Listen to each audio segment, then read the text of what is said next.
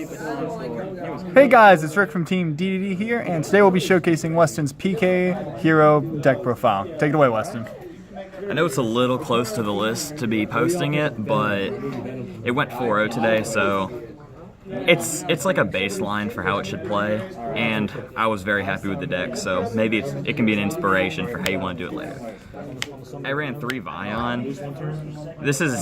It's probably the best starter card in the deck. It's like similar to a Greffer. It can't unbrick a Malicious, but it also doesn't take cards out of your hand. It can search Poly. I don't run Polymerization in this build. And it's a target for Transmodify, it's a Warrior, and it's a Dark. So it covers all the bases. And the next card, Dark Greffer. I preferred it to Armageddon Knight because it can unbrick a Malicious. That was Aura Destrudo, even though that's not really a huge brick in hand. But both of them have their ups and downs. Armageddon Knight doesn't take card advantage, so you don't run into problems where you're out of a hand when it comes time to use Gumblar. But it also is just all-purpose, better in most situations. And slightly better stats, if that matters to you. And 3 Malicious. One of the better Warrior extenders, pretty rough to draw, but you have ways to get out of it. If you do, you can pitch it off Goblin. For now you can, or you can pitch it off any of the other Nightmares.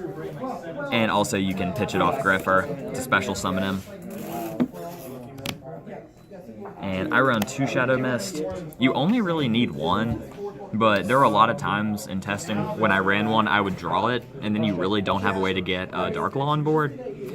So I upped it to 2. You certainly don't need it at 3, but it was so important to the deck that I really felt you couldn't just run 1 and hope you didn't brick with it. You kind of should have to do a little bit of ensuring with that.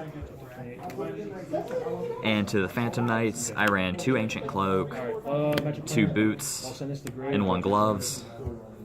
This, just you banish it and you search any. This, you can special summon it, you banish it and you search a spell or trap. And this can send 1, and it boosts, say, the warrior, the one you make, not just a warrior, the one you make with it up 1,000. It has to be a dark. But they're all transmodified targets. Any 2 of these can make an Izzled. I didn't run Invoker, but you could have. But basically, these, you just get them off Summon Sorceress, usually a Boots. And you search your Fog Blades, and also they're really good things to pitch off of Gumblar.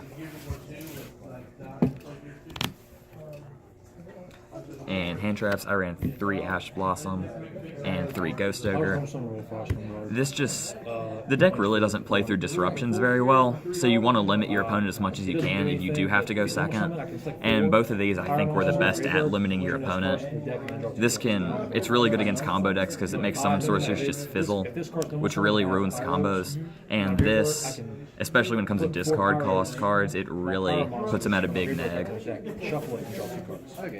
And it stops their searchers, which for a lot of decks is their starter play. And last monster, I run 1 Destrudo. You don't really need it, but it can help you go into level 7s, or just any Link monster.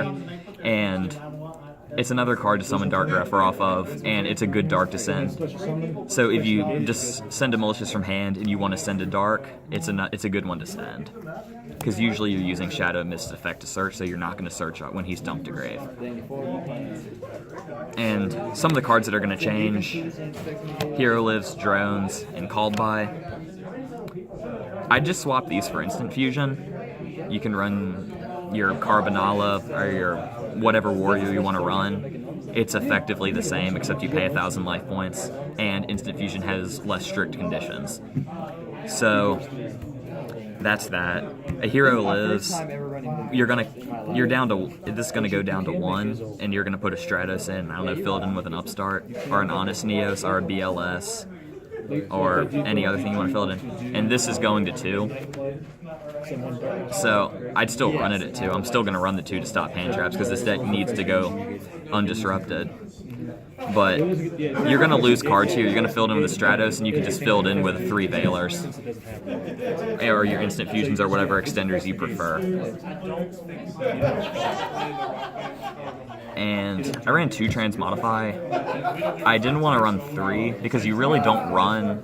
You run 5 Phantom Knights, and that's a decent amount. I thought the 2 and the 5. complemented each other decently well. But I didn't want to draw it too often, but I wanted to... I usually drew... When I drew this, I usually had a Phantom Knight, or I could get to a Phantom Knight through Summon Sorceress to make it useful. And equips, you run the Phoenix Blade, Living Fossil, DDR, and after you do Tear. This is really good for back row removal, because heroes don't really have... You don't run Bubble Man in this, so you can't make Acid for back row removal. This, you banish a lot off Phoenix Sword, so it's actually just a pretty good extender, because a lot of the stuff, you can discard a Phantom Knight and revive a monster, which is fairly good. This is like a bad Premature Burial, but still a very good extension card. And this is... basically makes your Gumblar have to pitch less from your hand. So if you have hands where you're having to discard for Grepher and stuff, this can really help keep the card advantage and still in your favor.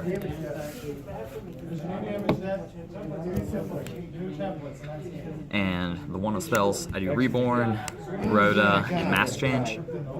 That, it's at 1. Same with that, you can't. I'd run more if I could. And you only run one Mass Change here.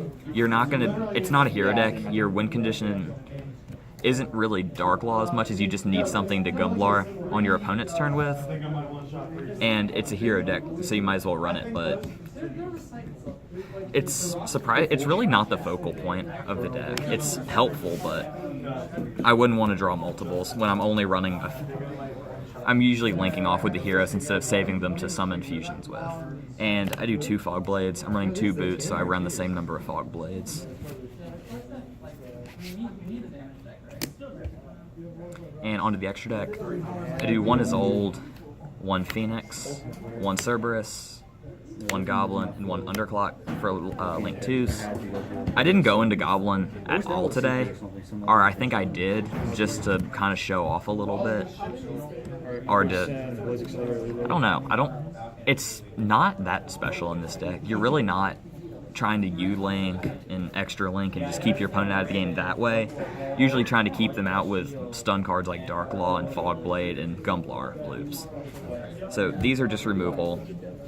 That helps to OTK, and Isolde, it searches and it gets you warriors. So with this, you send your 4 and you get your Shadow Mist and your Mass Change. So you get this on the board, you get Dark Law. Only Link 3 I run Summon Sorceress.